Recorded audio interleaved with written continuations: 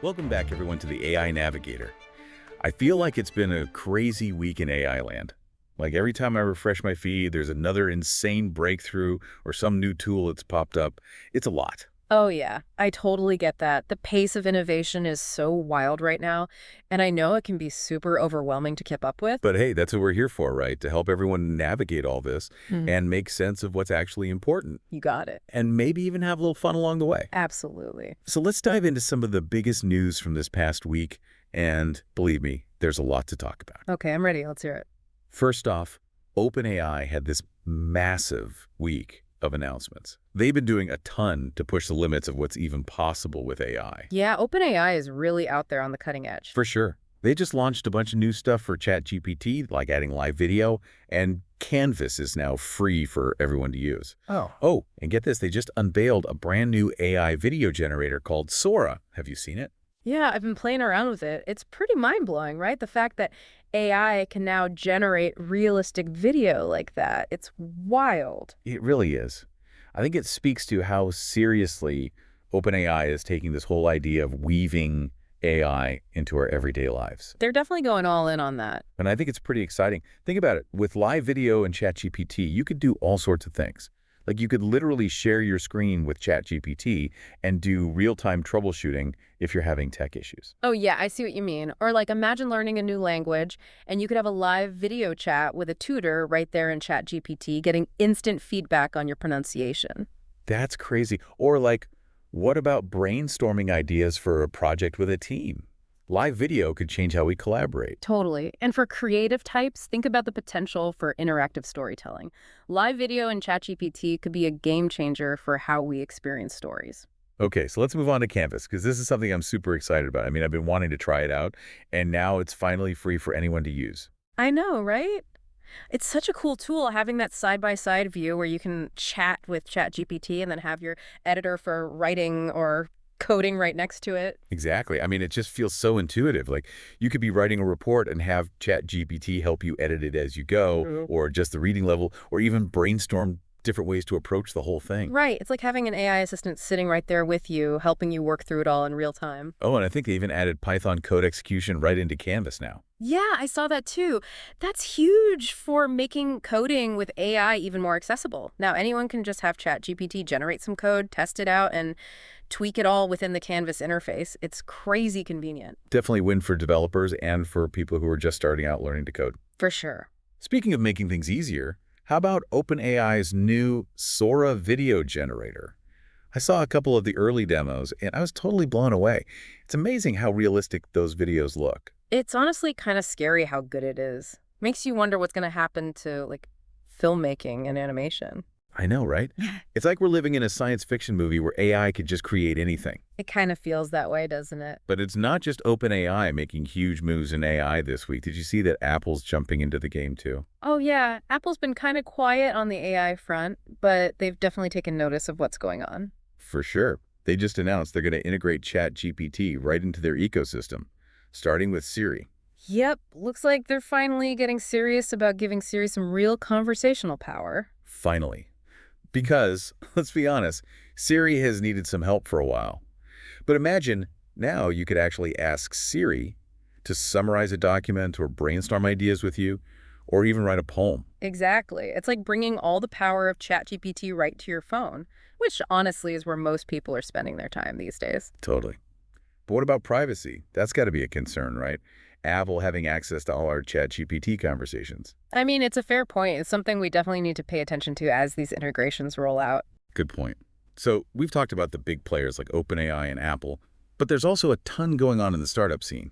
It seems like there's a new AI tool launching every day to solve some specific problem. It's like the Wild West out there right now. So Yeah. much innovation and creativity. It's insane. There's this one for creating royalty-free music called Templar, another one called Connections Hint that helps you with that New York Times connections game. I mean, come on. There's even one called NL Pearl that basically lets you deploy AI-powered phone agents. It's wild. I know, right? The applications are so diverse, it's hard to keep track. So of all the startups we've come across, which ones are you most curious about? That's a tough one. They all sound pretty interesting, but I think NL Pearl and another one called Waveloom could be real game changers for businesses. Oh, why those two? Well, NL Pearl is all about using AI to automate phone interactions. Think about it. AI-powered phone agents that can handle basic inquiries, schedule appointments, even answer frequently asked questions. You could free up so much time for your human staff to focus on more complex stuff. Makes sense. So it's like having a virtual receptionist who never takes a break. What about Waveloom? What makes that one stand out for you? Waveloom is a little more on the technical side, but it's super cool because it lets you visually build and deploy pretty complex AI workflows without writing any code. Wait, so like you're saying it's like a drag and drop system for building powerful AI applications. Pretty much. It's opening up the world of AI to businesses that might not have the coding skills to build these things themselves. I think that's really powerful. I agree. It's amazing to see how these tools are becoming so accessible.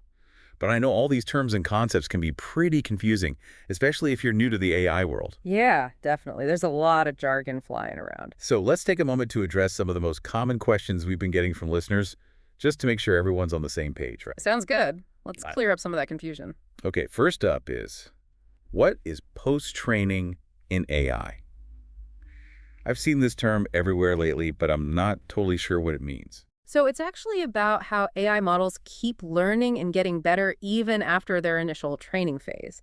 It's kind of like giving an AI model that's already been trained on tons of data a specialized course to fine-tune its skills. So like sending it to grad school for AI. Exactly. You can take a pre-trained model and make it even better at a specific task. Like you could take a language model trained on a huge amount of text and then post-train it on legal documents, for example. Got it. So you're basically taking a generalist AI and turning it into a specialist. Yep, exactly. Okay, next question. This one sounds a bit intimidating. What is adversarial machine learning? It does sound scary, right? But it's really just about figuring out how AI systems can be tricked or fooled. Basically, you're trying to find the weak points in an AI model by giving it really tricky inputs that are designed to cause it to mess up. So like a security test for AI Yeah, to make sure it's tough enough to handle those tricky situations. it's like that, yeah. And actually, the stuff we learn from these adversarial attacks can help us build even stronger and more secure AI systems. It's kind of like an ongoing chess match, with attackers and defenders constantly trying to outsmart each other. You got it. And both sides are learning and getting better all the time. Okay, one more question that's been popping up a lot. What's the big difference between vector databases and the regular kind of databases? Yeah, this is a big one, especially now that AI is getting even more sophisticated. Regular databases are great for storing structured data, like think spreadsheets with everything in neat rows and columns. But AI often works with unstructured data, like text, images, audio, and that stuff is usually represented as vectors, which are basically mathematical descriptions. So vectors are kind of like a way to translate all that messy real-world stuff into something that AI can understand. Exactly. And vector databases are specifically built to store and search through this type of data really efficiently. It allows AI to find similar or related things based on these vector descriptions, which is super important for things like recommendation systems, or like semantic search, where you're looking for information based on meaning, not just keywords. Yeah. Or even image recognition, where AI has to understand the content of an image. Exactly. Wow, we've covered a lot of ground already, from all the latest news out of OpenAI and Apple to some really complex AI concepts. Yeah, it's a lot. I feel like we could talk about this stuff all day. Me too. But maybe we should take a quick break. Good idea. Mhm. We'll be right back with even more AI insights after a short break. All right, so we were talking about vector databases before the break and how important they are for AI to work with the kind of messy real-world data that's out there. It's mind-blowing how much data these AI systems can handle. I gotta be honest though, sometimes I feel like I'm just barely scratching the surface of understanding how this stuff actually works. Well, you're not alone there. The inner workings of AI can get pretty complex, but trust me, it's fascinating stuff once you start digging in. Speaking of digging in, we got a listener question about a technique called Gaussian splatting. Even I had to look this one up. Gaussian splatting. Okay, now that sounds like some kind of futuristic cooking show or something. It does have a kind of culinary vibe to it, doesn't it? But actually, it's a super cool way to create these incredibly realistic 3D scenes from just 2D images. Like, imagine taking a bunch of pictures of a real object or even a whole environment, and then using AI to stitch them all together into a seamless 3D model. That's basically what Gaussian splatting does, but it goes even further by representing objects as these collections of tiny particles called splats. So instead of building a 3D model with like polygons and textures, we're using these little splats. That's wild. I know, right? It might sound strange, but it's super efficient and it can handle huge amounts of data, so you can create these crazy detailed, lifelike 3D environments. Think about what that could mean for virtual reality. We could be exploring ancient ruins or walking through a virtual rainforest, all from our living rooms. Okay, yeah, that's pretty amazing. I'm already picturing it. And it's not just for entertainment either. Gaussian splatting could revolutionize stuff like architecture, engineering, even medical imaging. It's got a ton of potential. So many possibilities. All right, let's move on to another listener question. This one's about chain of thought prompting in AI. Can you break that down for us? It sounds pretty complicated. It does sound kind of intimidating, but it's actually a really clever way to help AI think more like us humans do. So instead of just giving an AI a question or a task, you break it down into these smaller, more logical steps. So it's like giving the AI a step-by-step guide to solving the problem. Exactly. By giving it these little reasoning chains, we're kind of guiding it through a thought process, helping it to really understand the context and make better decisions. I could see how this would be super helpful for, like, education. Imagine a student trying to work through a tough math problem.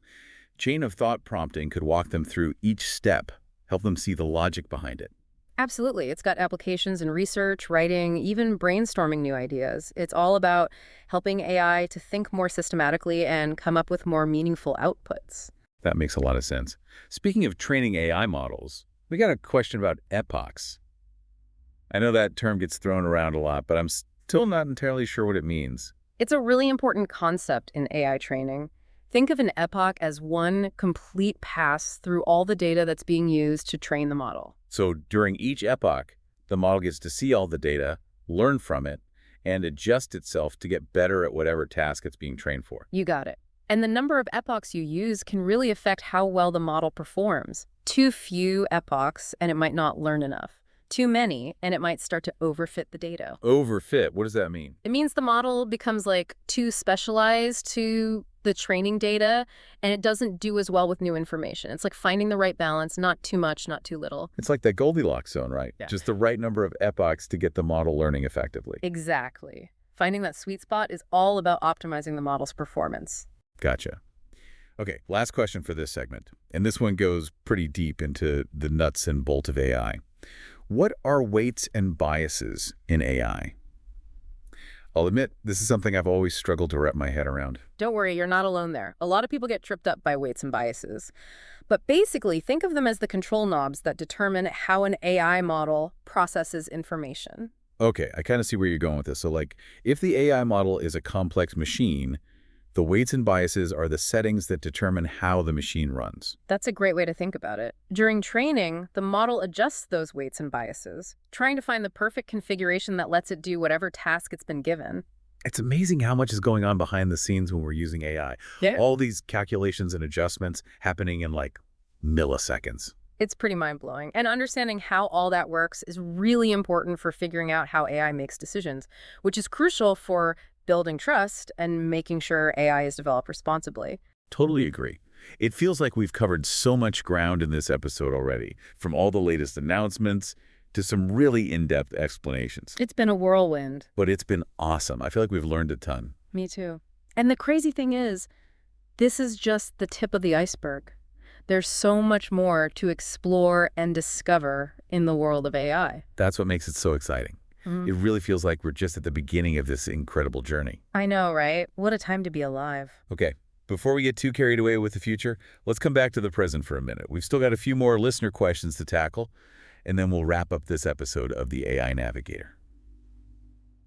All right, we're back and ready to wrap up this episode of the AI Navigator. It's been quite a journey exploring all the latest happenings in the world of AI. Yeah, no kidding. It's been a wild ride.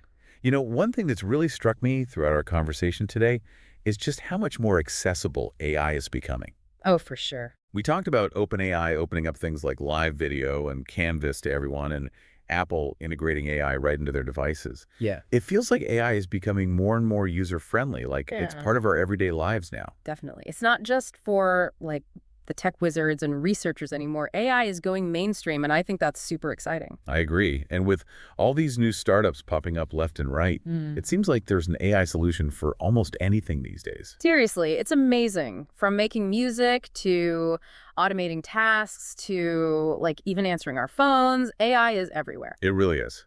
But, it can't all be sunshine and rainbows. Yeah. As amazing as all this progress is, I think it's also important to acknowledge that there are maybe some potential downsides to all of this. Yeah, for sure. I mean, we need to be thoughtful about the ethical implications Yeah. and, even societal implications. Exactly. We need to be having those tough conversations about things like, what about data privacy? What about algorithmic bias? And, everyone's talking about how AI is going to impact jobs. We need to be thinking about that too. Absolutely. We can't just ignore those questions. It's our responsibility to make sure that AI is being developed and used in a way that actually benefits everyone, not just a few. It feels like we're at this, pivotal moment. AI is advancing so rapidly, and it's up to us to figure out how to steer it in the right direction. I completely agree. We all have a role to play in shaping the future of AI, from the researchers to the policymakers to, honestly, everyday people using these tools. So as we wrap up this episode of the AI Navigator, I want to leave our listeners with a sense of, optimism, but also caution. AI has incredible potential to make the world a better place, but we need to be aware of the risks too. Well said. It's an exciting time, that's for sure. But it's up to all of us to make sure that excitement leads to a future where AI is a force for good. That's what we're all about here on the AI Navigator. Exploring the frontiers of AI, but also having those critical conversations about what it all means for us. It's a journey, for sure. And we're so glad you're joining us for it. If you're as fascinated by AI as we are, make sure to subscribe to the AI Navigator on your favorite podcast platform so you don't miss our next episode. Until then, keep exploring, keep learning, and most importantly, keep asking questions. The future of AI is unfolding right before our eyes, and it's up to all of us to shape it wisely.